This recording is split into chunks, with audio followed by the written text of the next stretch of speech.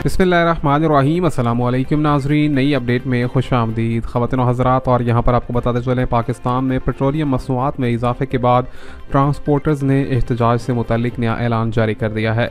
आपको बताएं कि यहाँ पर ट्रांसपोर्टर्स की जानिब से कहा गया है कि ख़ास तौर पर बड़े शहरों में, कराची में, लाहौर में और इसी के साथ साथ दीगर शहरों में ट्रांसपोर्ट का सिलसिला जो है वो बंद रखेंगे जब तक कि पेट्रोलियम मसनूआत में कमी ना आ जाए। दूसरी जानिब आपको बताते चलें कि लोकल ट्रांसपोर्टर्स ने 25% किरायों में इजाफे से मुतल्लिक भी ऐलान जारी कर दिया है।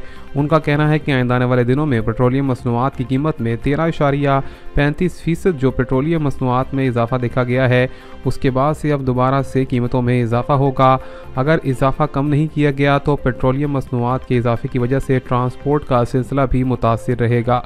बताया गया है कि 22 फरवरी को कराची शहर में मुकम्मल तौर पर पहिया जाम हड़ताल भी होगी और उसी के साथ साथ एहतजाज भी किया जाएगा। मज़ीद क्या अपडेट्स होंगी, जुड़े रहिए, चैनल को सब्सक्राइब, लाइक और शेयर करना मत भूलिए।